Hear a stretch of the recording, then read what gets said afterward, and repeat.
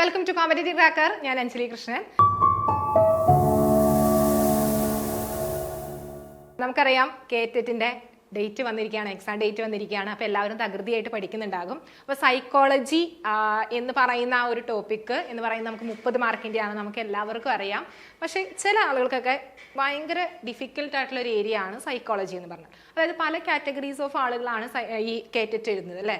അതായത് ഇപ്പോൾ TTC BEd ഒക്കെ കഴിഞ്ഞ് അല്ലെങ്കിൽ ചെയ്തുകൊണ്ടിരിക്കുന്നവരായിരിക്കാം, ഫ്രഷ് ആയിട്ട് കഴിഞ്ഞവരായിരിക്കാം. അവർക്കൊക്കെ കുറച്ച് എളുപ്പമായിരിക്കും സൈക്കോളജി, കാരണം പഠിച്ചു തുടങ്ങുന്ന അല്ലെങ്കിൽ പഠിച്ച് ഉടനെ കഴിഞ്ഞവരായിരിക്കും. ഇനി അതല്ലാത്തവരുണ്ട്, കേറ്ററ്റ് കഴിഞ്ഞ് വർഷങ്ങൾ കഴിഞ്ഞു, അല്ലെങ്കിൽ 5 വർഷം കഴിഞ്ഞു, 10 വർഷം കഴിഞ്ഞു, ഇനിയാണ് കേറ്ററ്റ് എഴുതാൻ. പല സാഹചര്യം കൊണ്ട് ചിലപ്പോൾ അവർക്ക് കേറ്ററ്റ് എഴുതാൻ സാധിച്ചു എന്ന് വരില്ല. അപ്പോൾ ഇനിയാണ് എഴുതാൻ പോകുന്നത് എന്ന്. അപ്പോൾ അവർക്ക് സൈക്കോളജി എന്ന് പറയുന്ന ഒരു വിഷയം എടുത്തു കഴിഞ്ഞ് കഴിയുമ്പോൾ ചിലപ്പോൾ എല്ലാം മറന്നു പോയിട്ടുണ്ടാവും. സാഹചര്യമാണ് അല്ലേ, അല്ലെങ്കിൽ സ്വാഭാവികമാണ് മറവി എന്നുള്ളത്. അപ്പോൾ ഇതെങ്ങനെ പഠിക്കാം? അപ്പോൾ നമുക്ക് ആദ്യമേ നമ്മൾ പഠിച്ച് ആ ഒരു ടൈമിലുള്ള ആ ഒരു എക്സാംസിൻ്റെ ഒന്നും പാറ്റേൺ അല്ല കേറ്ററ്റിന് ഇപ്പോൾ വരുന്നത്. അത്യാവശ്യം നല്ല രീതിയിലുള്ള ക്വസ്റ്റ്യൻസിൻ്റെ വ്യത്യാസങ്ങൾ നമുക്ക് കാണാൻ സാധിക്കും. അപ്പോൾ അതിൽ നിന്ന് എങ്ങനെ നമുക്ക് ഈ കേറ്ററ്റ് പഠിച്ചെടുക്കാം എന്നുള്ളൊരു നമുക്കൊരു സുവർണാവസരമാണ് ഈ ഒരു എക്സാം എന്ന് പറയുന്നത്. അപ്പോൾ പലരും നല്ല കൃത്യമായിട്ടുള്ള പ്ലാനിങ്ങോട് കൂടിയായിരിക്കും ഇരിക്കുന്നത്. അപ്പോൾ ഈ സാഹചര്യത്തിൽ നമുക്ക് കുറച്ച് ക്വസ്റ്റ്യൻസുകളാണ്, അതായത് ക്വസ്റ്റ്യൻസിൻ്റെ പാറ്റേൺ എങ്ങനെയാണ്, എങ്ങനെ അച്ചീവ് ചെയ്യണം, ആ ഒരു ക്വസ്റ്റ്യൻ എങ്ങനെ നമ്മൾ അറ്റൻഡ് ചെയ്യണം എന്നുള്ളതിന് രീതിയിലുള്ള കുറച്ച് കാര്യങ്ങളൊക്കെയാണ് നമ്മളിന്ന് പറയാൻ പോകുന്നത്. അപ്പോൾ ഫസ്റ്റ് ക്വസ്റ്റ്യൻ നോക്കിക്കോളാം. കുട്ടികളിലെ പഠന വിഷമതകളെ തിരിച്ചറിയാൻ ഉപയോഗപ്പെടുന്ന പരിശോധകം താഴെ പറയുന്നവയിൽ ഏത് എന്നാണ് ചോദിക്കുന്നത്. അച്ചീവ്മെന്റ് ടെസ്റ്റ്, നിദാന ശോധകം, ഡയഗ്നോസ്റ്റിക്കൽ ടെസ്റ്റ്, പ്രോഗ്നോസ്റ്റിക് ടെസ്റ്റ്, ബുദ്ധിശോധകം. ഇതിൽ ഏതായിരിക്കും എന്നത്ത് പറയുന്നത്? കുട്ടികളിലെ പഠന വിഷമതകളെ തിരിച്ചറിയാൻ ഉപയോഗിക്കുന്ന പഠന വിഷമതകൾ എന്നാണ് പറഞ്ഞിരിക്കുന്നത് അല്ലെ. പഠന വിഷമതകളെ തിരിച്ചറിയാൻ ഉപയോഗപ്പെടുത്തുന്ന പരിശോധകം എന്ന് പറയുമ്പോൾ എന്താണ്? നിദാന ശോധകമാണ് അല്ലെ, ഡയഗ്നോസ്റ്റിക്കൽ ടെസ്റ്റ് അല്ലെ. എന്താണ് ഈ ഡയഗ്നോസ്റ്റിക് ടെസ്റ്റ്, നിദാന ശോധകം എന്ന് പറഞ്ഞാൽ? അതായത് അതിന്റെ എക്സാക്ട് ആ ഒരു ഡെഫിനിഷൻ തന്നെയാണ് കൊടുത്തിരിക്കുന്നത്. കുട്ടികളിലെ പഠന വിഷമതകളെ തിരിച്ചറിയാൻ ഉപയോഗപ്പെടുന്ന പരിശോധകമാണ്. എന്തൊക്കെ വിഷമതകളാണ് നേരിടുന്നത്, എന്തൊക്കെയാണ് കുട്ടികൾക്ക് ഉള്ള പ്രയാസങ്ങൾ എന്നൊക്കെ അറിയാൻ വേണ്ടിയിട്ട് ഉപയോഗിക്കുന്നതാണ് നിദാന ശോധകം എന്ന് പറയുന്നത്. ഇനി അച്ചീവ്മെന്റ് ടെസ്റ്റ് എന്ന് പറയുമ്പോൾ എന്താണ്? നമുക്ക് ഒരു ഇത്ര യൂണിറ്റോ അല്ലെങ്കിൽ ഇത്ര ഒരു ഏരിയ പഠിച്ചു കഴിഞ്ഞിട്ട് കുട്ടികളുടെ അച്ചീവ്മെന്റ് അല്ലെങ്കിൽ എത്രത്തോളം പഠിച്ചു എന്ന് മനസ്സിലാക്കാൻ വേണ്ടിയിട്ട് അധ്യാപകന രീതിയിൽ ഉപയോഗിക്കുന്ന ടെസ്റ്റാണ് അച്ചീവ്മെന്റ് ടെസ്റ്റ് എന്ന് പറയുന്നത്. ഇനി എന്താണ് പ്രോഗ്നോസ്റ്റിക് ടെസ്റ്റ് എന്ന് പറഞ്ഞാൽ? അതായത് കുട്ടികൾ ഒരു പ്രത്യേക രംഗങ്ങളിൽ എങ്ങനെ ആ കുട്ടികളുടെ ആ ഒരു ഭാവി എങ്ങനെയെന്ന് അറിയാൻ വേണ്ടിയിട്ടാണ് പ്രോഗ്നോസ്റ്റിക് ടെസ്റ്റ് നടത്തുന്നത്. ബുദ്ധിശോധകം അറിയാം, ഇന്റലിജൻസ് ടെസ്റ്റ് കുട്ടികളുടെ IQ എത്രത്തോളമാണ്, ഇന്റലിജൻസ് എത്രത്തോളമാണ് എന്ന് അറിയാൻ വേണ്ടിയിട്ട് ഉപയോഗിക്കുന്നത്. അപ്പൊ ഇവിടെ കറക്റ്റ് ആയിട്ട് ഓർത്ത് വയ്ക്കുക, നിദാന ശോധകം എന്ന് പറയുമ്പോൾ എന്താണ്? കുട്ടികളുടെ ആ ഒരു പഠന വിഷമതകൾ, അവരുടെ ദൗർബല്യങ്ങൾ ഏതൊക്കെ, ഏരിയാസ് ഏതൊക്കെയെന്ന് അറിയാൻ വേണ്ടിയിട്ടാണ് ഡയഗ്നോസ്റ്റിക് ടെസ്റ്റ് നടത്തുന്നത്. അച്ചീവ്മെന്റ് ടെസ്റ്റ് നടത്തുന്നത് എന്താണ്? ഒരു പ്രത്യേക പഠന ഭാഗം എങ്ങനെയാണ് പഠിച്ചു കഴിഞ്ഞോ എന്നൊക്കെ അറിയാൻ വേണ്ടിയിട്ട് അധ്യാപകൻ വിലയിരുത്തുന്ന രീതിയാണ്. ഇനി പ്രോഗ്നോസ്റ്റിക് ടെസ്റ്റ് പ്രത്യേകം ഒരു മേഖലയിൽ കുട്ടികളുടെ ഒരു വൈദഗ്ധ്യം അളക്കാൻ വേണ്ടിയിട്ടാണ് ഉപയോഗിക്കുന്നത്. അപ്പോൾ ഈ രീതിയിൽ അതായത് ടെസ്റ്റുകൾ, അച്ചീവ്മെന്റ് ടെസ്റ്റ്, നിദാന ശോധകം, പ്രോഗ്നോസ്റ്റിക് ടെസ്റ്റ്, ഇത് ഈ ഏരിയയിൽ നിന്ന് 1 മാർക്കിന്റെ ക്വസ്റ്റ്യൻസ് ചോദിക്കും. അതുകൂടാതെ തന്നെ ഇവാലുവേഷൻ എന്ന് പറയുന്ന സെക്ഷനിൽ നിന്നൊക്കെ 1-2 മാർക്കുകളൊക്കെ നമുക്ക് ഈ ഏരിയയിൽ നിന്ന് ചോദിക്കാൻ ചാൻസ് ഉള്ളതാണ്. ഗ്രേഡിംഗ് എന്ന് പറയുന്ന സിസ്റ്റം അല്ലേ. അതുകൂടാതെ അച്ചീവ്മെന്റ് ടെസ്റ്റ്, നിദാന ശോധകം, ഇതിൽ നിന്നൊക്കെ 1 മാർക്കിന്റെ ക്വസ്റ്റ്യൻസ്, 1-2 മാർക്കിന്റെ ക്വസ്റ്റ്യൻസുകൾ അവിടെ ചോദിക്കും. ഇനി നെക്സ്റ്റ് ക്വസ്റ്റ്യൻ നോക്കിക്കോളാം. ഏറ്റവും ദൃഢബന്ധമുള്ള ഗ്രൂപ്പ് താഴെ പറയുന്നവയിൽ ഏതാണ് എന്നാണ് ചോദിക്കുന്നത്. ഏതായിരിക്കാം? സമൂഹം, ക്ലാസ് മുറി, കുടുംബം, സംഘടന. നമുക്ക് ഈസി ആയിട്ട് പറയാനായിട്ട് സാധിക്കും ഏതാണ്? കുടുംബമാണ് അല്ലെ. ഓപ്ഷൻ സി, കുടുംബമാണ് ഏറ്റവും ദൃഢബന്ധമുള്ള ഗ്രൂപ്പ് എന്ന് പറയുന്നത്. ഇനി നെക്സ്റ്റ് നോക്കിക്കോളാം. മുൻകൂട്ടി നിശ്ചയിച്ച പ്രകടന ശോധകം അടിസ്ഥാനമാക്കിയുള്ള വിദ്യാർത്ഥികളുടെ ഗ്രേഡിംഗ് സമ്പ്രദായം അറിയപ്പെടുന്നത് ഏത് രീതിയിൽ എന്നാണ് ചോദിക്കുന്നത്. അപ്പൊ ഗ്രേഡിംഗ് എന്ന് പറയുമ്പോഴും അറിയാം 1 മാർക്കിന്റെ ക്വസ്റ്റ്യൻസ് ഷുവറായിട്ട് ചോദിക്കും. നമുക്ക് relative grading, absolute grading, abstract grading, പ്രകടന നിദാനം എന്നൊക്കെ പറഞ്ഞാൽ അങ്ങനെ ഒത്തിരി അധികം ശോധകങ്ങൾ നമുക്ക് അറിയാം അല്ലെ. ഇനി നെക്സ്റ്റ് നോക്കിക്കോളാം.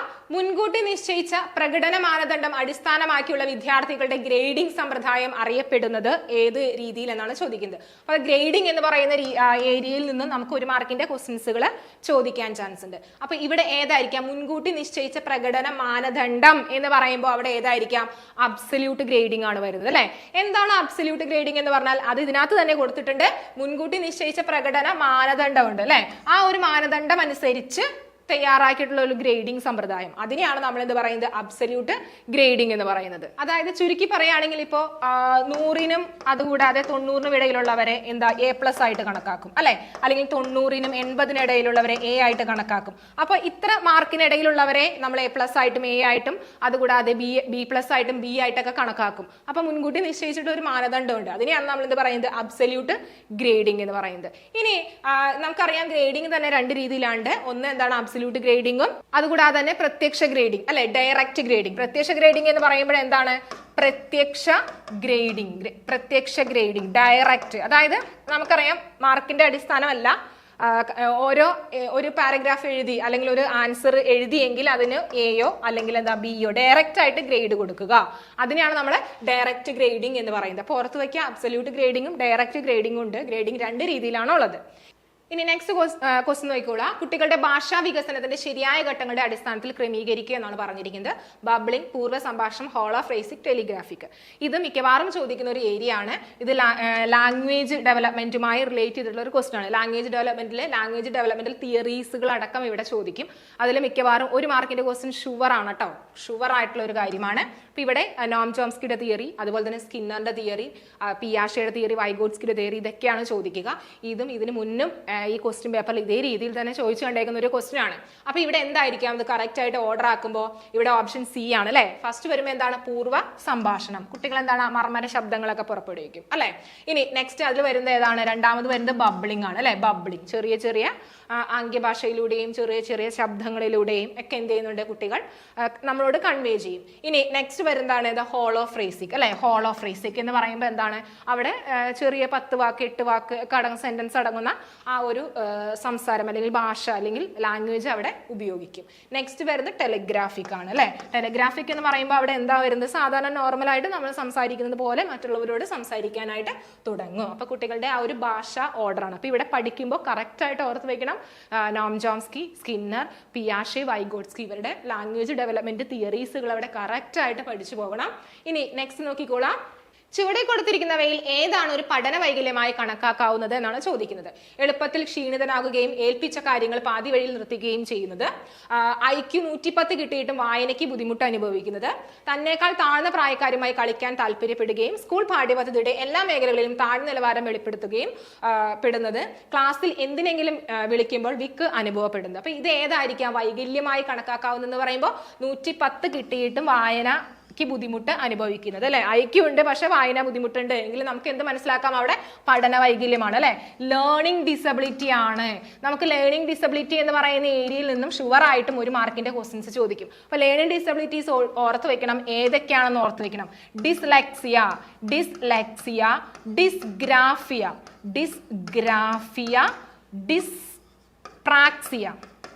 Dyspraxia, dysnomia, dyscalculia. ഇതൊക്കെയാണ് നമുക്ക് എന്ത് വരുന്നത്, മെയിൻ ആയിട്ടുള്ള പഠന വൈകല്യമായിട്ട് നമ്മൾ പഠിക്കുന്നത്. അപ്പൊ മിക്കവാറും ചോദിക്കുക ഡിസ്ലെക്സിയ എന്താണ് അല്ലെങ്കിൽ ഡിസ്ഗ്രാഫിയ, ഇതിനെ റിലേറ്റ് ചെയ്തുള്ള ക്വസ്റ്റ്യൻസ് ആണ് ചോദിക്കുക. അപ്പൊ ഈ രീതിയിലും ക്വസ്റ്റ്യൻസ് ഇവിടെ ചോദിക്കാം. അപ്പൊ ഇവിടെ ഡിസ്ലെക്സിയ എന്ന് പറയുമ്പോൾ ഇവിടെ എന്താണ്, ഡിസ്ലെക്സിയ എന്ന് പറയുമ്പോൾ വായനാ വൈകല്യമാണ് അല്ലെ. ഡിസ്ഗ്രാഫിയ എന്ന് പറയുമ്പോൾ എഴുത്ത് വൈകല്യം, ഡിസ്പ്രാക്സിയ എന്ന് പറയുമ്പോൾ പേശി വൈകല്യവും, അതുകൂടാതെ ഡിസ്നോമിയ എന്ന് പറയുമ്പോൾ നാമവൈകല്യമാണ്. ഇനി ഡിസ്കാൽക്കുലിയ ഉണ്ട്, ഗണിതത്തിൽ കുട്ടികൾക്ക് വരുന്ന ആ ഒരു വൈകല്യം, ഏർപ്പെടുന്ന ആ ഒരു ബുദ്ധിമുട്ട്, അതിനെയാണ് ഡിസ്കാൽക്കുലിയ എന്ന് പറയുന്നത്. അപ്പോൾ ഇത്രയും നമുക്ക് പഠന വൈകല്യങ്ങളുണ്ട്. ഇതിൽ നിന്നൊക്കെ നമുക്ക് ആപ്ലിക്കേഷൻ ലെവൽ ക്വസ്റ്റ്യൻസുകളായിരിക്കാം വരുന്നത്. ഇനി നെക്സ്റ്റ് ക്വസ്റ്റ്യൻ നോക്കിക്കോളാം. രോഹന് തന്റെ ശക്തിയെയും പരിമിതികളെയും മനസ്സിലാക്കാൻ നല്ല കഴിവുണ്ട്, അവനിൽ പ്രകടമായിട്ടുള്ളത് ഏത് എന്നാണ് ചോദിക്കുന്നത്. വൈകാരിക ബുദ്ധി, വൈയക്താന്തരിക ബുദ്ധി, യുക്തിഗണിത ബുദ്ധി, വ്യക്താന്തരിത ബുദ്ധി. ഏതായിരിക്കും അവിടെ, വൈയക്താന്തരിത ബുദ്ധി അല്ലെ. അതായത് ഇൻട്രാപേഴ്സണൽ ഇന്റലിജൻസ് എന്ന് പറയും. ഇൻട്രാപേഴ്സണൽ എന്താണ് ഇൻട്രാപേഴ്സണൽ എന്ന് പറഞ്ഞാൽ, അതായത് സ്വന്തം ശക്തിയെ പറ്റിയും അതുപോലെ തന്നെ ശക്തി ദൗർബല്യങ്ങൾ എന്താണ്, നമ്മുടെ പരിമിതികൾ എന്തൊക്കെയാണ് എന്നൊക്കെ മനസ്സിലാക്കാനായിട്ടുള്ള ഒരു കഴിവ്, അതിനെയാണ് നമ്മൾ എന്ത് വിളിക്കുന്നത്, ഇൻട്രാപേഴ്സണൽ ഇന്റലിജൻസ് എന്ന് പറയുന്നത്. ഇനി വേറൊന്നും കൂടി ഉണ്ട്, ഇന്റർപേഴ്സണൽ ഇന്റലിജൻസ് അല്ലെ. ഇന്റർപേഴ്സണൽ ഇന്റലിജൻസ് അതെന്താണ്, മറ്റുള്ളവരുടെ വികാരങ്ങള്, വിചാരങ്ങള്, അവരുടെ ശക്തികള്, ദൗർബല്യങ്ങൾ എന്തൊക്കെ എന്ന് മനസ്സിലാക്കാൻ കഴിവുള്ള ആ ഒരു ഏരിയയിലാണ് അല്ലെങ്കിൽ ഇന്റലിജൻസിനെയാണ് ഇന്റർപേഴ്സണൽ ഇന്റലിജൻസ് എന്ന് പറയുന്നത്. നമ്മൾ ഹൊവാർഡ് ഗാർണറുടെ മൾട്ടിപ്പിൾ ഇന്റലിജൻസ് എന്ന് പറഞ്ഞ ഏരിയയിലാണ് നമ്മൾ ഓരോ 9 ബുദ്ധികളാണ് നമ്മൾ പഠിക്കുന്നത് അല്ലെ. അപ്പൊ അതിൽ പെട്ടതാണ് ഇൻട്രാപേഴ്സണൽ ഇന്റലിജൻസും ഇന്റർപേഴ്സണൽ ഇന്റലിജൻസ് എന്ന് പറയുന്നത്. അപ്പൊ ഇൻട്രാപേഴ്സണൽ എന്ന് പറയുമ്പോൾ ഓർത്ത് വയ്ക്കുക, സ്വന്തം അല്ലെ, സ്വന്തം കഴിവുകൾ അല്ലെങ്കിൽ പരിമിതികൾ ഇതൊക്കെ മനസ്സിലാക്കാനുള്ള ഒരു ശേഷി, അതിനെയാണ് നമ്മൾ ഇൻട്രാപേഴ്സണൽ എന്നും. ഇന്റർപേഴ്സണൽ എന്ന് പറയുമ്പോൾ മറ്റുള്ളവരുടെ വികാരങ്ങൾ, വിചാരങ്ങൾ, മറ്റുള്ളവരുടെ സ്വഭാവ സവിശേഷതകൾ, മറ്റുള്ളവരെ സംസാരം ഇതൊക്കെ മനസ്സിലാക്കാനുള്ള കഴിവാണ് ഇന്റർപേഴ്സണൽ ഇന്റലിജൻസ് എന്നുകൊണ്ട് ഉദ്ദേശിക്കുന്നത്. അപ്പൊ ഇത് കറക്റ്റ് ആയിട്ട് ഓർത്ത് വെക്കുക. ഇൻട്രാപേഴ്സണൽ ഇന്റലിജൻസ്, ഇന്റർപേഴ്സണൽ ഇന്റലിജൻസ് എന്നുള്ളതിൽ നിന്നാണ് നമുക്ക് ഇമോഷണൽ ഇന്റലിജൻസ് എന്ന് പറയുന്ന ഒരു ടൈം വന്നത് തന്നെ എന്നുള്ളതൊക്കെ നമുക്ക് പിന്നീടൊക്കെ പഠിച്ചു വെക്കേണ്ട ഒരു ഏരിയ ആണ്. ഇവിടെ നമുക്ക് ബുദ്ധി എന്ന് പറയുന്ന ഏരിയയിൽ നിന്നും 1 മാർക്കിന്റെ ക്വസ്റ്റ്യൻസുകൾ ഷുവറായിട്ട് ചോദിക്കും. ഒന്നുകിൽ ഇവിടെ ചോദിക്കുക ഹൊവാർഡ് ഗാർണറുടെ ആയിരിക്കും, അല്ലെങ്കിൽ മറ്റുള്ളവരുടെ ആയിരിക്കും, ഗിൽഫോർഡിന്റെ ത്രിമാന മാതൃക, ഇതൊക്കെ അവിടെ ചോദിക്കാനായിട്ട് ചാൻസ് ഉണ്ട്. അപ്പോൾ ഒത്തിരി അധികം തിയറീസുകൾ ബുദ്ധി എന്ന് പറയുന്ന ഏരിയയിൽ പഠിച്ചു പോകേണ്ടതുണ്ട്. ഇനി നെക്സ്റ്റ് ക്വസ്റ്റ്യൻ നോക്കിക്കോളാം. ശാരീരികമായ അനാരോഗ്യ കാരണങ്ങളാൽ 8ാം ക്ലാസ്സിൽ പഠിക്കുന്ന പൂർണിമ തന്റെ സഹപാഠികളെക്കാൾ പഠന കാര്യങ്ങളിൽ, സാമൂഹികപരമായിട്ടുള്ള പ്രവർത്തനങ്ങളിൽ മോശം പ്രകടനം കാഴ്ചവെക്കുന്നു. ഇവിടെ അവലംബിക്കാവുന്ന വികാസ തത്വം ഏത് എന്നാണ് ചോദിക്കുന്നത്. അപ്പൊ ഇവിടെ ഏതായിരിക്കാം? പരസ്പര ബന്ധ തത്വമാണ് അല്ലെ. ഇവിടെ നമുക്ക് എന്താ, ഇത് ഏത് ഏരിയയിൽ നിന്ന് ചോദിക്കുന്ന ക്വസ്റ്റ്യൻസ് ആണ്? പ്രിൻസിപ്പിൾസ് ഓഫ് ഡെവലപ്മെന്റ് എന്ന് പറയുന്ന ഏരിയ ആണ് അല്ലെ. Principles of development. ഇവിടെ നിന്നും നമുക്ക് 1 or 2 മാർക്ക്, 1 മാർക്ക് മാത്രമല്ല 1 or 2 മാർക്കിന്റെ ക്വസ്റ്റ്യൻസുകൾ അവിടെ ചോദിക്കാൻ ചാൻസ് ഉണ്ട്. നിങ്ങൾക്ക് ഏറ്റവും കൂടുതൽ മാർക്ക് ഏൺ ചെയ്യാൻ പറ്റുന്ന ഒരു ഏരിയ ആണ് ഗ്രോത്ത് ആൻഡ് ഡെവലപ്മെന്റ് എന്ന് പറയുന്ന ഏരിയ.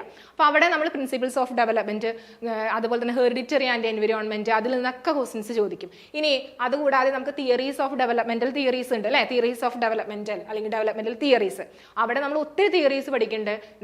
ലാംഗ്വേജ് ഡെവലപ്മെന്റ്, അതുകൂടാതെ കൊഗ്നിറ്റീവ് ഡെവലപ്മെന്റ്, അതുപോലെ തന്നെ ഇമോഷണൽ ഡെവലപ്മെന്റ്, അങ്ങനെ ഒത്തിരി അധികം ഡെവലപ്മെന്റൽ സ്റ്റേജസുകളിൽ ഓരോ ആളുകളുടെയും തിയറീസ് പഠിക്കുന്നുണ്ട്. അവിടെ നമ്മൾ കോൾബർഗിന്റെ തിയറി പഠിക്കും, എറിക് എറിക്സന്റെ തിയറി പഠിക്കും, പിയാഷെയുടെ തിയറി പഠിക്കും. ഇതിൽ നിന്നൊക്കെ ആ ഒരു ഏരിയയിൽ നിന്ന് മാത്രമായിട്ട് നമുക്ക് 4 മാർക്കിന്റെ ക്വസ്റ്റ്യൻസ്, അത് പഠിക്കുകയാണെങ്കിൽ 4 മാർക്കിന്റെ ക്വസ്റ്റ്യൻസ് ഏൺ ചെയ്യാനായിട്ട് പറ്റും. നിങ്ങൾക്ക് പ്രീവിയസ് ഇയർ ക്വസ്റ്റ്യൻസ് എടുത്ത് നോക്കിയാൽ അതിൽ നിങ്ങൾക്ക് മനസ്സിലാക്കാൻ സാധിക്കും. ഇതും ഒരു പ്രീവിയസ് ഇയർ ക്വസ്റ്റ്യൻ തന്നെയാണ്. അപ്പൊ നോക്കിക്കോളാം, ശാരീരികമായിട്ടുള്ള അനാരോഗ്യ കാരണങ്ങൾ എന്ന് പറയുന്നുണ്ട് അല്ലെ. അപ്പൊ എന്താണ്? പരസ്പര ബന്ധതത്വം. അതായത് നമുക്കറിയാം ഈ ഡെവലപ്മെന്റ്, ഗ്രോത്ത് ആൻഡ് ഡെവലപ്മെന്റ് എന്ന് പറഞ്ഞാൽ പരസ്പരം ബന്ധപ്പെട്ടിരിക്കുന്നു അല്ലെ. ശാരീരിക വികസനം മാനസികത്തെയും, മാനസിക വികസനത്തെയും, മാനസിക വികസനം ശാരീരിക വികസനത്തെയും ഒക്കെ എന്ത് ചെയ്യുന്നുണ്ട്? പരസ്പരം ബന്ധപ്പെട്ടിരിക്കുകയാണ്. അപ്പോൾ ഒന്നിന്റെ കുറവ് എന്താണ് മറ്റൊന്നിൽ നമുക്ക് അത് അഫക്റ്റ് ചെയ്യുന്നതായിട്ട് അറിയാനായിട്ട് സാധിക്കും. അപ്പൊ അതാണ് പരസ്പര ബന്ധ തത്വം എന്ന് പറയുന്നത്. ഇനി നെക്സ്റ്റ് നോക്കിക്കോളാം, വ്യക്തിത്വ വികാസത്തിൽ സൈക്കോഡൊമൈൻസിന് പ്രാധാന്യം നൽകുന്ന സിദ്ധാന്തം അറിയപ്പെടുന്നത് ഏത് പേരിൽ എന്നാണ് ചോദിക്കുന്നത്. ഏതാണ്? ഫ്രോയിഡിന്റെ സൈക്കോ അനലറ്റിക്കൽ സിദ്ധാന്തം. ഇവിടെ നമ്മൾ ഒത്തിരി ഏരിയാസുകൾ നമ്മൾ പഠിക്കേണ്ടത് അല്ലെ. ഫ്രോയിഡിന്റെ തിയറി അല്ലെങ്കിൽ പേഴ്സണാലിറ്റി എന്ന് പറയുന്ന ഏരിയയിൽ നിന്ന് 1 മാർക്കിന്റെ ക്വസ്റ്റ്യൻസ് ചോദിക്കും. അതും ഷുവർ ആയിട്ടുള്ള ഒരു ഏരിയ തന്നെയാണ് ഫ്രോയിഡിന്റെ സൈക്കോ അനലറ്റിക്കൽ സിദ്ധാന്തം. ഇവിടെ നമ്മൾ സൈക്കോ ഡൈനാമിക് പഠിക്കും, അതുകൂടാതെ സ്ട്രക്ചർ പഠിക്കും, ഇത് ego, super ego, conscious mind, sub conscious mind, unconscious mind എന്നൊക്കെ പറഞ്ഞ് നമ്മൾ ഒത്തിരി അധികം തിയറീസുകൾ ഫ്രോയിഡിന്റെ, സിഗ്മണ്ട് ഫ്രോയിഡിന്റെ തന്നെയായിട്ട് പഠിക്കും. അതും ഇമ്പോർട്ടൻ്റ് ആയിട്ടുള്ള ഏരിയ ആണ്. 1 മാർക്കിന്റെ ക്വസ്റ്റ്യൻസ് എല്ലാം കേട്ടിട്ട് എക്സാമിനും കണ്ടേക്കുന്നതാണ്. ഇനി നെക്സ്റ്റ് ക്വസ്റ്റ്യൻ നോക്കിക്കോളാം, താഴെ പറയുന്നവയിൽ ഭിന്നശേഷിക്കാരായിട്ടുള്ള കുട്ടികളുമായി ബന്ധപ്പെട്ട അല്ലാത്തത് ഏത് എന്നാണ് ചോദിക്കുന്നത്. അപ്പൊ ഇവിടെ എന്താണ്? RTE act, PWD act, RTI act, RCI act. അപ്പൊ ഇതിൽ പെടാത്തത് ഏതാണ്? RTI ആക്ട് ആണ് അല്ലെ. ഇതില് PWD ആക്ട് നമുക്കറിയാം, ഇതും ഭിന്നശേഷിക്കാരുടെ ഉന്നമനത്തിന് വേണ്ടിയിട്ട് തുടങ്ങിയ ആക്ട് ആണ് അല്ലെ. PWD act, person with disability act, നമുക്ക് 2 എണ്ണം ഉണ്ട്. 1995 രണ്ടാമത് RPWD ആക്ട്. RPWD ആക്ട് എന്ന് പറയുന്നത് 2016 അത് ഓർത്ത് വയ്ക്കുക. ഇനി RTE ആക്ട് എന്ന് പറയുമ്പോൾ എന്താണ്? റൈറ്റ് ടു എഡ്യൂക്കേഷൻ ആക്ട് അല്ലെ. അതായത് 2009 അത് 6 വയസ്സിനും 14 വയസ്സിനും ഇടയിലുള്ളവരുടെ നിർബന്ധിതവും സൗജന്യമായിട്ടുള്ള ഒരു വിദ്യാഭ്യാസമാണ് ഇത് ഉന്നമിക്കുന്നത്. ഇനി നെക്സ്റ്റ് വരുന്നത് RCE ആക്ട് ആണ്. RCE ആക്ട് എന്ന് പറയുമ്പോൾ നമുക്കറിയാം ഭിന്നശേഷിക്കാരുടെ ഉന്നമനത്തിന് വേണ്ടിയിട്ട് ആക്ട് ആണ് RCI ആക്ട് എന്ന് പറയുന്നത്. അപ്പൊ ഇതിൽ പെടാത്തത് RTI ആക്ട് ആണ്. ഇനി നെക്സ്റ്റ് ക്വസ്റ്റ്യൻ നോക്കിക്കോളാം. ഒരു വ്യക്തിയുടെ സത്വവും അവന്റെ മാനസിക പരിസ്ഥിതിയും ചെയ്യുന്നതിനെ അറിയപ്പെടുന്നത് ഏത് എന്നാണ് ചോദിക്കുന്നത്. സത്വവും മാനസിക പരിസ്ഥിതി എന്നൊക്കെ പറയുമ്പോൾ നമ്മൾ അവിടെ ആരെയാണ് ഓർക്കേണ്ടത്? മാനസിക പരിസരവും എന്നൊക്കെ പറയുമ്പോൾ അവിടെ ആരെയാണ്? പരിസ്ഥിതി ഓർ പരിസരം എന്ന് പറയുമ്പോൾ നമ്മുടെ ലൈഫ് സ്പേസ് അല്ലെ, ലൈഫ് സ്പേസ് ആണ്. ഇത് ഏതിൽ പെട്ടതാണ്? ഗസ്റ്റാൾട്ട് സൈക്കോളജിയിൽ പെട്ടതാണ് അല്ലെ. ഗസ്റ്റാൾട്ട് സൈക്കോളജിയിൽ വരുന്നതാണ്. നമുക്കറിയാം ഇത് ഏതാണ്? ക്ഷേത്ര സിദ്ധാന്തം അല്ലെ. ക്ഷേത്ര സിദ്ധാന്തമാണ് വരുന്നത്. ആരുടെയാണ്? കാർട്ട് ലെവിൻ അല്ലെ. കാർട്ട് ലെവിൻ്റെ ആണ് ക്ഷേത്ര സിദ്ധാന്തം.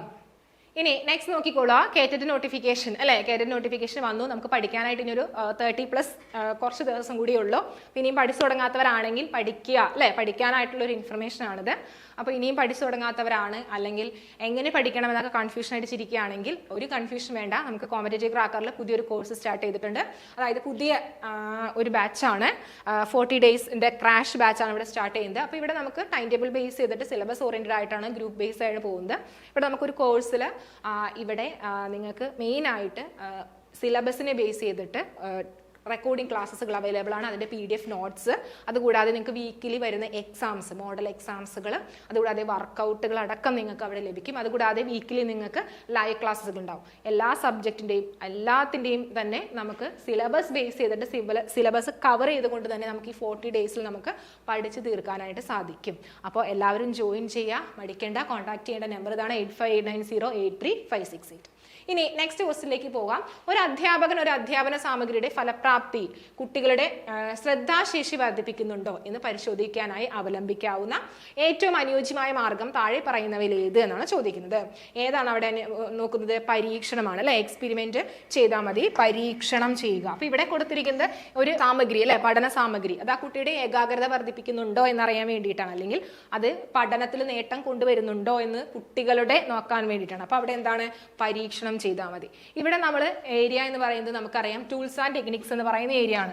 അതായത് സൈക്കോളജിയുടെ ടൂൾസ് ആൻഡ് ടെക്നിക്സുകൾ, വിദ്യാഭ്യാസ മനഃശാസ്ത്രത്തിന്റെ ടൂൾസ് ആൻഡ് ടെക്നിക്സ്, ആ ഏരിയയിൽ നിന്ന് 1 മാർക്കിന്റെ അല്ലെങ്കിൽ 2 മാർക്കിന്റെ ക്വസ്റ്റ്യൻസ് അവിടെ ഷുവറായിട്ട് ചോദിക്കും. അപ്പോൾ ഇവിടെ നമ്മൾ അനഡോട്ടൽ റെക്കോർഡ്സ്, ക്യുമുലേറ്റീവ് റെക്കോർഡ്സുകൾ, പരീക്ഷണം, നിരീക്ഷണം, സർവേ, കേസ് സ്റ്റഡി, ക്രിയാഗവേഷണം, അങ്ങനെ ഒത്തിരി അധികം ടൂൾസ് ആൻഡ് ടെക്നിക്സുകൾ അവിടെ പഠിക്കേണ്ടതുണ്ട്. 1 മാർക്കിന്റെ അല്ലെങ്കിൽ 2 മാർക്കിന്റെ ക്വസ്റ്റ്യൻ ഷുവറാണ്. ഇതില്ലാത്ത ഒറ്റ ക്വസ്റ്റ്യൻ പേപ്പർ നമുക്ക് കാണാൻ പറ്റില്ല. ഇനി നെക്സ്റ്റ് നോക്കിക്കോളാം. ഒരു കുട്ടിയുടെ പ്രത്യേക സാഹചര്യത്തിലുള്ള പെരുമാറ്റവും അധ്യാപനവുമായുള്ള ഇടപെടലുകളെയും നിരീക്ഷിച്ചുണ്ടാക്കിയ ഒരു രേഖ അവന്റെ സ്വഭാവങ്ങളെ തിരിച്ചറിയാൻ വേണ്ടി ഉപയോഗിക്കുന്നതിനെ അറിയപ്പെടുന്നത് ഏത് എന്നാണ് ചോദിക്കുന്നത്. ഏതാണ്? അനഡോട്ടൽ റെക്കോർഡ്സ് അല്ലെ. അനഡോട്ടൽ റെക്കോർഡ്സ്. അനഡോട്ടൽ റെക്കോർഡ്സ് എന്ന് പറയുമ്പോൾ എന്താണ് മെയിൻ ആയിട്ട് അതിനകത്ത് വരുന്നത്? और ഉപാഖ്യാന രേഖ എന്ന് പറയും അല്ലെ. അതായത് ഒരു കുട്ടിയുടെ പ്രത്യേകം, ആ കുട്ടി ഒരു പ്രത്യേക സാഹചര്യത്തിൽ എങ്ങനെ പെരുമാറുന്നു, അതിന്റെ സഹായ മനസ്കത എങ്ങനെ, അതിൽ പെരുമാറ്റം എങ്ങനെ എന്നൊക്കെ അറിയാൻ വേണ്ടിയിട്ട്, അല്ലെങ്കിൽ അതൊക്കെ രേഖപ്പെടുത്തി വെക്കുന്നതിനെയാണ് നമ്മൾ എന്ത് പറയുന്നത്? അനഡോട്ടൽ റെക്കോർഡ്സ് എന്ന് പറയുന്നത്. അനഡോട്ടൽ റെക്കോർഡ്സ് ഓർ ഉപാഖ്യാന രേഖ എന്ന് പറയും. ഇനി നെക്സ്റ്റ് വേറൊന്ന് കൂടി ഉണ്ട്, ക്യുമുലേറ്റീവ് രേഖ അല്ലെ. ക്യുമുലേറ്റീവ് ഓർ സഞ്ചിത രേഖ എന്ന് പറയും. സഞ്ചിത രേഖ ഇതെന്താണ്? ഒരു കുട്ടിയുടെ സമഗ്രമായിട്ടുള്ള രേഖയാണ് അല്ലെ. സമഗ്രമായ രേഖയാണ് എന്ത്? സഞ്ചിത രേഖ എന്ന് പറയുന്നത്. അതായത് ആ കുട്ടിയുടെ കലാകായികപരമായിട്ടുള്ളത്, അക്കാഡമിക് ആയിട്ടുള്ളത്, ആ കുട്ടിയുടെ കുടുംബം, കുട്ടിയുടെ ആ ഒരു അവസ്ഥ എങ്ങനെയാണ് എന്നത് അടക്കം സമഗ്രമായിട്ട്, അല്ലെങ്കിൽ എല്ലാ കാര്യങ്ങളും രേഖപ്പെടുത്തി വയ്ക്കുന്നതിനാണ് നമ്മൾ എന്ത് വിളിക്കുന്നത്? ക്യുമുലേറ്റീവ് റെക്കോർഡ്സ് എന്ന് വിളിക്കുന്നത്, ഓർ സഞ്ചിത രേഖ എന്ന് വിളിക്കുന്നത്.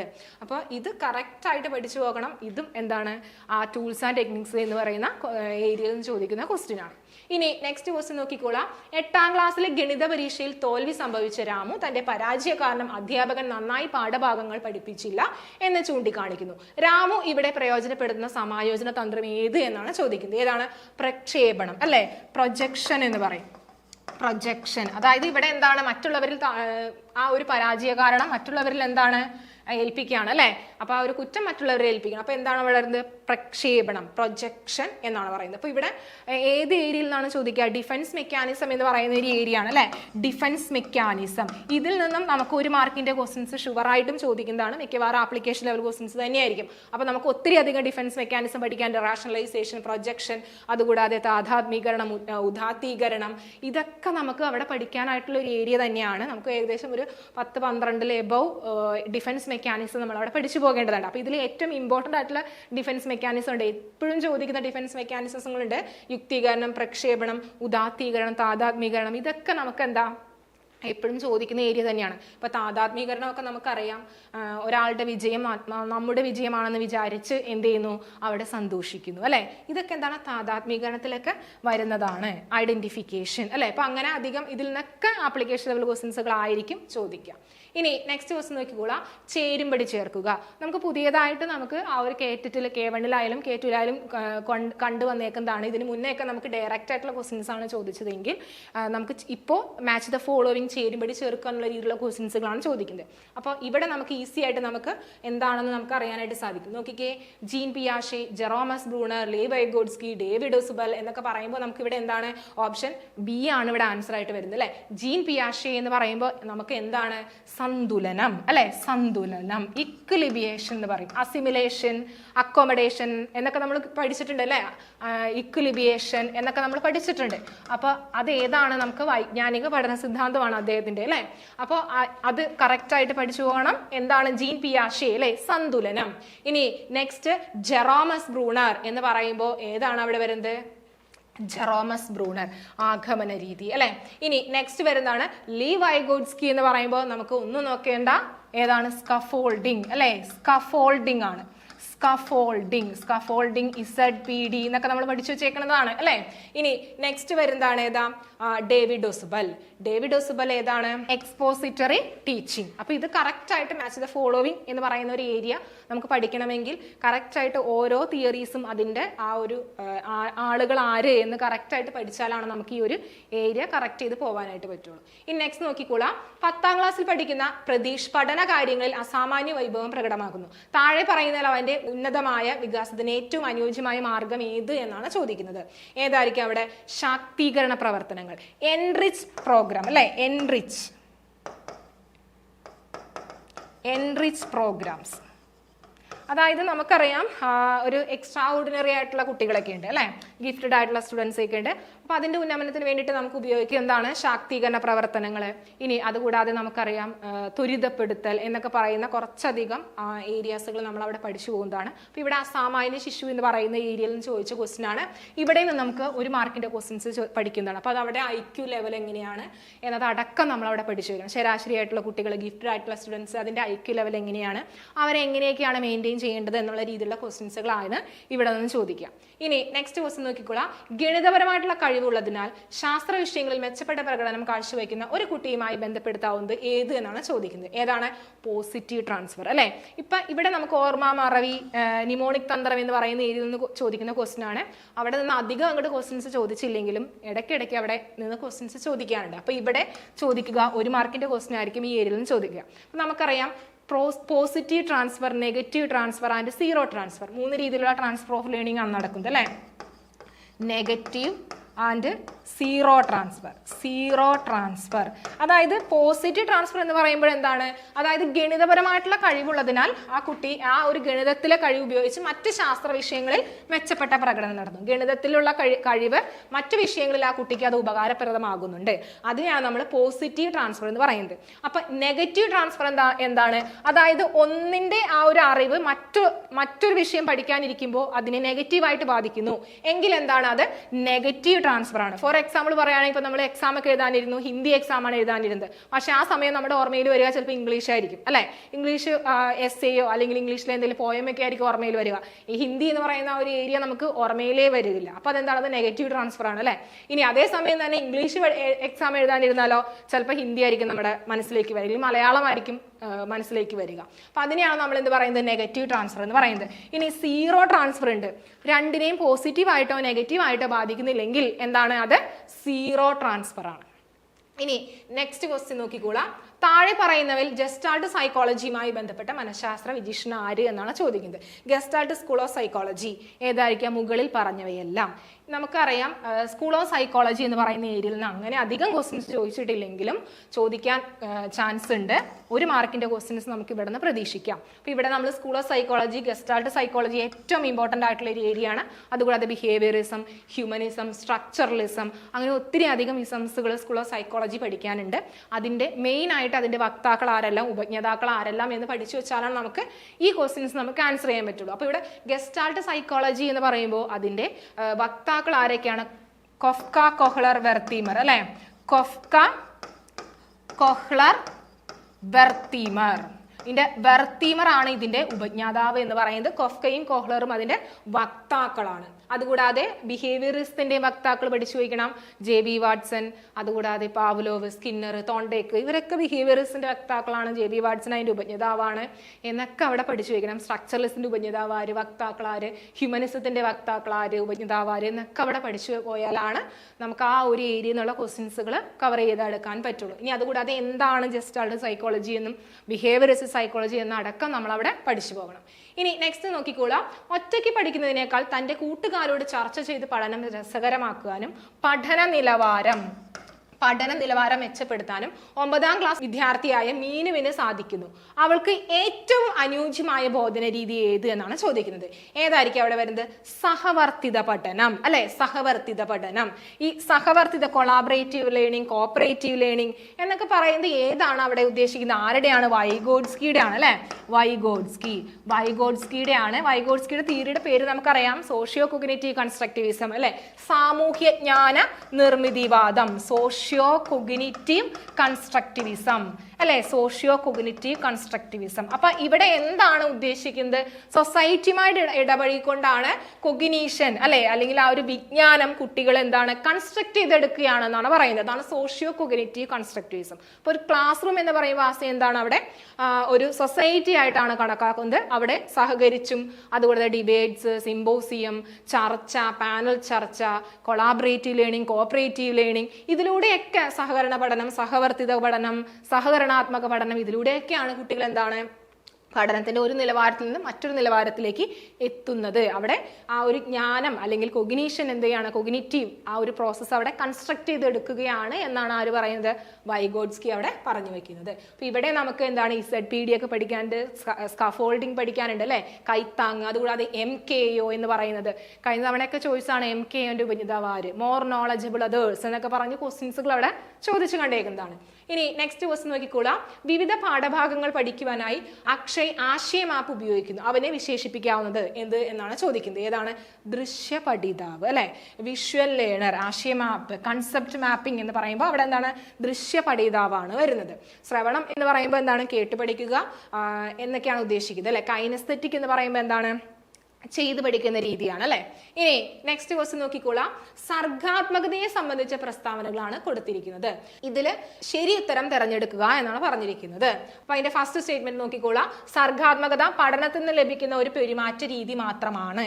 ഇനി സർഗാത്മകതയും ബുദ്ധിയും നേരിട്ട് ബന്ധപ്പെട്ടിരിക്കുന്നു എന്നാണ് പറഞ്ഞിരിക്കുന്നത്. അപ്പൊ ഇവിടെ ഏതായിരിക്കാം? ഒന്ന് ആലോചിച്ച് നോക്കിയേ. സർഗാത്മകത പഠനത്തിൽ നിന്ന് ലഭിക്കുന്ന ഒരു പെരുമാറ്റ രീതിയാണോ അല്ലെ?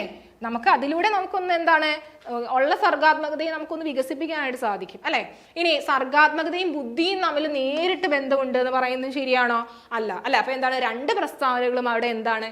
തെറ്റാണ് അല്ലെ? ക്രിയേറ്റിവിറ്റി അല്ലെ? ക്രിയേറ്റിവിറ്റി എന്ന് പറയുന്ന ഒരു ഏരിയയിൽ നിന്ന് ചോദിക്കുന്ന ക്വസ്റ്റ്യൻ ആണ്. അധികം അങ്ങോട്ട് ചോദിക്കുന്ന ഏരിയ അല്ലെങ്കിൽ നമുക്ക് 1 മാർക്കിന്റെ ക്വസ്റ്റ്യൻസ് അവിടെ പ്രതീക്ഷിക്കാവുന്നതാണ്.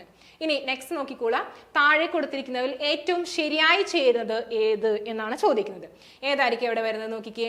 ഡിസ്ലെക്സിയ, വായിക്കുവാനുള്ള ബുദ്ധിമുട്ട് അല്ലെ? ഡിസ്ലെക്സിയ എന്ന് പറയുമ്പോൾ എന്താണ്? വായിക്കുവാനായിട്ടുള്ള ഒരു ബുദ്ധിമുട്ടാണ്. അതായത് വിക്കി വായിക്കുക, അല്ലെങ്കിൽ ഇടവിട്ട് വായിക്കുക, കൂട്ടിച്ചേർത്ത് വായിക്കുക, ഇതൊക്കെ എന്താണ്? വായനാ വൈകല്യമുള്ളവരാണ്. ഇതിനെയാണ് നമ്മൾ എന്ത് പറയുന്നത്? ഡിസ്ലെക്സിയ എന്ന് പറയുന്നത്. ഇനി നെക്സ്റ്റ് വരുന്നത് ഡിസ്കാൽക്കുലിയ. ഡിസ്കാൽക്കുലിയ ചലിക്കുവാനായിട്ടുള്ള ബുദ്ധിമുട്ടാണോ? അല്ല. അതായത് ഗണനത്തിൽ ഏർപ്പെടുന്ന ഗണനപരമായിട്ടുള്ള അല്ലെ? ഗണനപരമായ വൈകല്യമാണ്. ഗണനപരമായിട്ടുള്ള വൈകല്യം. അപ്പൊ ഇവിടെ എന്താണ് വരുന്നത്? ആ കുട്ടി മെയിൻ ആയിട്ട് ആ കുട്ടിക്ക് പ്ലസ് ചിഹ്നവും മൈനസും ഒക്കെ മാറിപ്പോകും. ഇൻറ്റുവും ഹരണവും ഇതൊക്കെ അങ്ങോട്ടും ഇങ്ങോട്ടൊക്കെ മാറിപ്പോകും. അതുകൂടാതെ 9, 6 ഇതൊക്കെ തിരിഞ്ഞു പോകും. കുട്ടിയുടെ അടുത്ത് 96-ൽ നിന്ന് 69 കുറയ്ക്കാൻ പറയുമ്പോൾ കുട്ടി ചിലപ്പോൾ എന്ത് ചെയ്യും? 69-ൽ നിന്ന് 96 കുറച്ച് വയ്ക്കും. ഇനി 638 എന്ന് പറയുമ്പോൾ കുട്ടി എന്താണ്? 938 എന്നൊക്കെ ചിലപ്പോൾ എഴുതിയേക്കാം. ഇതൊക്കെ എന്താണ്? ഈ ഗണന വൈകല്യവുമായിട്ട് റിലേറ്റ് ചെയ്ത് വരുന്നതാണ്. ഡിസ്കാൽക്കുലിയാണ്. ഇനി അതുകൂടാതെ കൂട്ടാനായിട്ടുള്ള ഒരു ബുദ്ധിമുട്ട്, കടയിൽ ചെന്ന ഓരോ സാധനങ്ങളൊക്കെ വില പറഞ്ഞ് വാങ്ങിക്കാനായിട്ടുള്ള ബുദ്ധിമുട്ട്, അതുകൂടാതെ ക്ലോക്കിലെ സമയം നോക്കാനായിട്ടുള്ള ഒരു ബുദ്ധിമുട്ടൊക്കെ ആ കുട്ടി നേരിടുന്ന ഒരു വൈകല്യമാണ്. ഇനി ഡിസ്ഗ്രാഫിയ എന്ന് പറയുമ്പോൾ എന്താണ്? എഴുത്ത് വൈകല്യമാണ് അല്ലെ, എഴുത്ത് വൈകല്യം. ഇവിടെ ആ കുട്ടി നേരിടുന്നത് എന്താണ്? സി എന്നൊക്കെ പറയുമ്പോൾ തിരിച്ചെഴുതും. സ്വാഭാവികമായിട്ടും ആദ്യമേ പഠിക്കുന്ന സമയത്ത് കുട്ടി സി എന്നൊക്കെ പറയുന്നത് അങ്ങോട്ട് തിരിച്ചെഴുതാറുണ്ട് അല്ലെ, പക്ഷെ തുടർച്ചയായിട്ടും ഇതിങ്ങനെ തന്നെ ചെയ്യുന്നു. അതുപോലെ തന്നെ ബി എന്ന് പറയുമ്പോൾ ഡി എഴുതും. അതുകൂടാതെ ബെഡ് എന്ന് എഴുതാൻ പറയുമ്പോൾ കുട്ടി ഡെബ് എന്ന് എഴുതി. ഇതൊക്കെ എന്താണ്? എഴുത്ത് വൈകല്യമാണ് അല്ലെ, ഡിസ്ഗ്രാഫിയാണ്. ഇനി നെക്സ്റ്റ് വരുന്നതാണ് ഡിസ്ഫേസിയ. ഡിസ്ഫേസിയ എന്ന് പറയുന്നതാണ് ലാംഗ്വേജ് ആയിട്ടുള്ള ലാംഗ്വേജുമായി ബന്ധപ്പെട്ട ബുദ്ധിമുട്ടാണ് വരുന്നത്. അപ്പൊ ഇത്രയും കറക്റ്റ് ആയിട്ട് ഓർത്ത് വെക്കണം. ഇനി അതുകൂടാതെ വേറൊന്നും കൂടി ഉണ്ട്, ഡിസ്പ്രാക്സിയ, പേശീപരമായിട്ടുള്ള ബുദ്ധിമുട്ട്. ഇനി അതുകൂടാതെ ഡിസ്നോമിയ ഉണ്ട്, നാമപരമായിട്ടുള്ള വൈകല്യം. അങ്ങനെ അത്തരം വൈകല്യങ്ങളൊക്കെ കറക്റ്റ് ആയിട്ട് പഠിച്ചു പോകണം. മിക്കവാറും ചോദിക്കുക ഇതുപോലുള്ള ആ ഒരു മാച്ച് ദ ഫോളോവിംഗ് ലെവലുള്ള ക്വസ്റ്റ്യൻസുകളാണ് ചോദിക്കുക. ഇനി നെക്സ്റ്റ് ക്വസ്റ്റ്യൻ നോക്കിക്കോളാം. ഹൊവാർഡ് ഗാർണറുടെ ബഹുമുഖ ബുദ്ധി സിദ്ധാന്ത പ്രകാരം താഴെ കൊടുത്തിരിക്കുന്നവയിൽ ഏറ്റവും അനുയോജ്യമായി ബന്ധപ്പെട്ടിരിക്കുന്നത് ഏതെന്നാണ് ചോദിക്കുന്നത്. നമുക്ക് ബുദ്ധി എന്ന് പറയുന്ന സിദ്ധാന്തത്തിൽ നമുക്കറിയാം ഒത്തിരി അധികം സൈക്കോളജിസ്റ്റിന്റെ ബുദ്ധി സിദ്ധാന്തങ്ങൾ പഠിക്കാനുണ്ട്. ഗിൽഫോർഡിന്റെ, ഹൊവാർഡ് ഗാർണറുടെ, അങ്ങനെ ഒത്തിരി അധികം തിയറീസുകൾ, സ്പിയർമാന്റെ തിയറീസ് ഒക്കെ അവിടെ പഠിക്കാനുണ്ട്. അപ്പൊ അതിൽ ഒരു മാർക്കിന്റെ ക്വസ്റ്റ്യൻസുകൾ ചോദിക്കാൻ ചാൻസ് ഉണ്ട്. അപ്പൊ ഇവിടെ നമുക്കറിയാം ഹൊവാർഡ് ഗാർണറുടെ മൾട്ടിപ്പിൾ ഇന്റലിജൻസ് അല്ലെ, മൾട്ടിപ്പിൾ ഇന്റലിജൻസ്. ഇവിടെ നമുക്കൊരു 9ഓളം ബുദ്ധികൾ പഠിക്കാനുണ്ട് അല്ലെ. അപ്പൊ ഇതിലെ ഏറ്റവും ഹൊവാർഡ് ഗാർണറുടെ ബഹുമുഖ ബുദ്ധി സിദ്ധാന്ത പ്രകാരം ഏറ്റവും അനുയോജ്യമായത് കർഷകൻ എന്ന് പറയുമ്പോൾ എന്താണ് അവിടെ? നാച്ചുറലിസ്റ്റിക് ഇന്റലിജൻസ് ആണ് അല്ലെ, പ്രകൃതിപരമായിട്ടുള്ള ബുദ്ധിയുള്ളവരാണ് കർഷകരായിട്ട് വരാനായിട്ട് ചാൻസ്. അല്ലെങ്കിൽ കൃഷി, പക്ഷി നിരീക്ഷകൻ, പ്രകൃതി നിരീക്ഷകനൊക്കെ ആയിട്ട് മാറാനായിട്ട് ഈ പ്രകൃതിപരമായിട്ടുള്ള ബുദ്ധിയുള്ളവർക്ക് സാധിക്കും അല്ലെ. ഇനി ഭാഷാപരമായിട്ടുള്ള ബുദ്ധിയുള്ളവരുടെ കഴിവ് എന്തായിരിക്കും? അവിടെ പ്രസംഗികൻ, ടീച്ചർ ഇവരൊക്കെ ആയിട്ട് വരാനായിട്ട് സാധിക്കും. ഇനി ശാരീരിക ചാലകപരമായിട്ടുള്ള ബുദ്ധിയുള്ളവരുടെ കഴിവ് എന്തൊക്കെയായിരിക്കും? അവര് അതുപോലെ അത്ലറ്റ് ഒക്കെ ആയിട്ട് വരാനായിട്ട് സാധിക്കുന്നവരാണ് ശാരീരിക ചാലക ബുദ്ധി.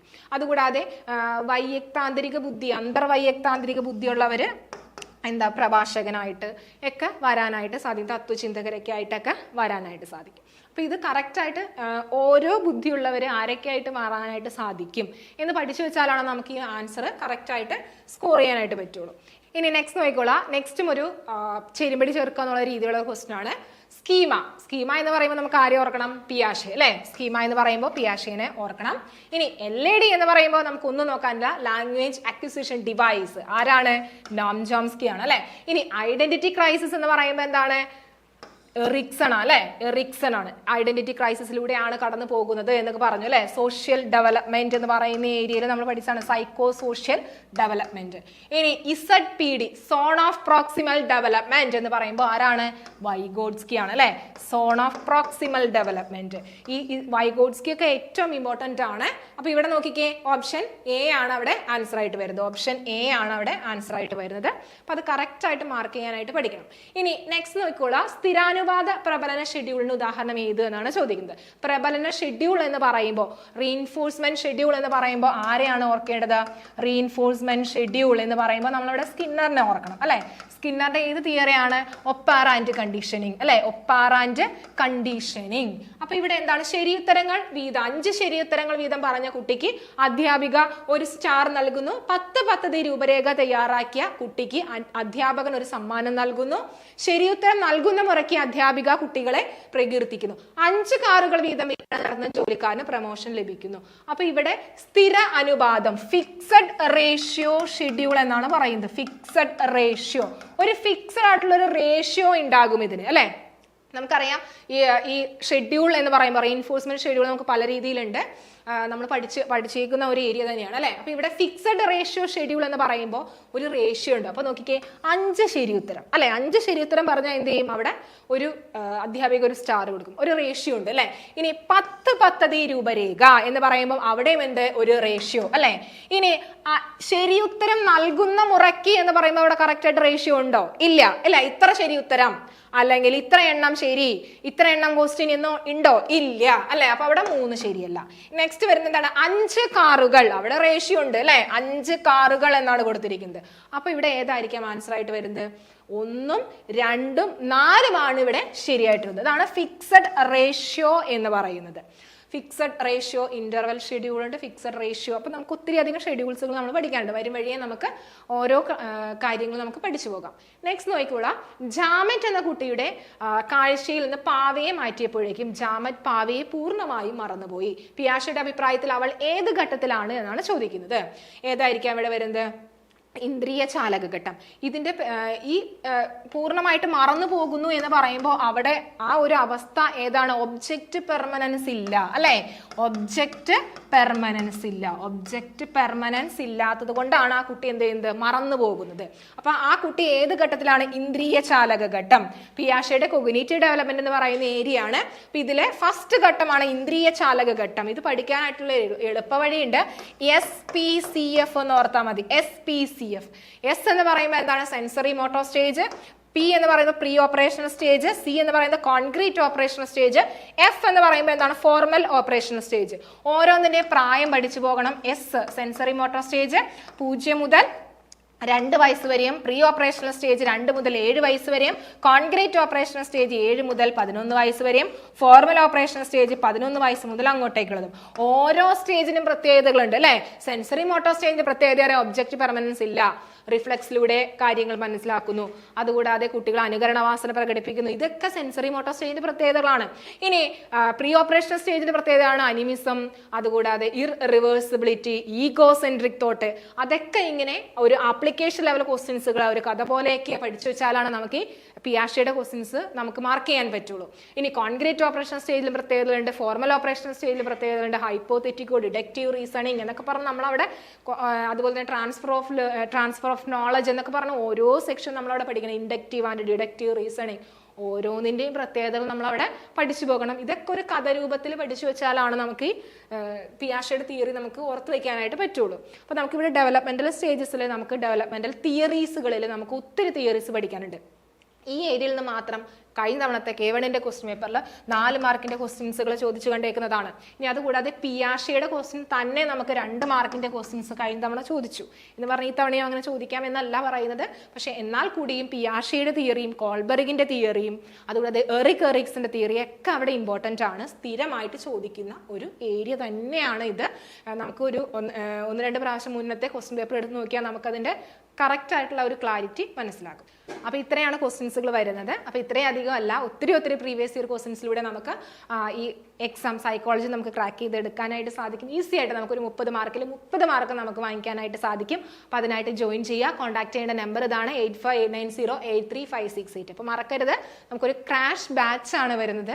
നമുക്ക് വളരെ സപ്പോർട്ടീവ് ആയിട്ടുള്ള ടീച്ചേഴ്സ് ആണ്. നമുക്കൊരു 1.5 മണിക്കൂറോളം ക്ലാസ് നമുക്ക് വീക്കിലി നമുക്ക് മെയിൻ സബ്ജക്റ്റുകൾ അടക്കവും അതുകൂടാതെ മലയാളം, ഇംഗ്ലീഷ്, സൈക്കോളജി എല്ലാ ഏരിയാസുകളും എല്ലാ സിലബസും എല്ലാ ടോപ്പിക്സും കവർ ചെയ്തുകൊണ്ടാണ് നമുക്ക് ക്ലാസ്സുകൾ വരുന്നത്. അതുകൂടാതെ എല്ലാ സാറ്റർഡേയ്സും നിങ്ങൾക്ക് മോഡൽ എക്സാംസുകൾ അവൈലബിൾ ആണ്. അപ്പോൾ നമുക്ക് ഇങ്ങനെ പഠിച്ചു പോയാലാണ് ഈ തവണത്തെ കേട്ടിട്ട് നമുക്ക് ക്രാക്ക് ചെയ്തെടുക്കാൻ സാധിക്കും. നമുക്കറിയാം ക്വസ്റ്റിന്റെ പാറ്റേണിൽ നല്ല വ്യത്യാസങ്ങളുണ്ട്. അപ്പോൾ പാറ്റേൺ മനസ്സിലാക്കി അല്ലെങ്കിൽ പാറ്റേൺ തിരിച്ചറിഞ്ഞ് പഠിക്കുക. അപ്പോൾ നമുക്ക് മറ്റൊരു വീഡിയോയുമായി കാണാം. വീഡിയോ ഇഷ്ടമായെങ്കിൽ ലൈക്ക് ചെയ്യുക, ഷെയർ ചെയ്യുക, സബ്സ്ക്രൈബ് ചെയ്യുക. Thank you.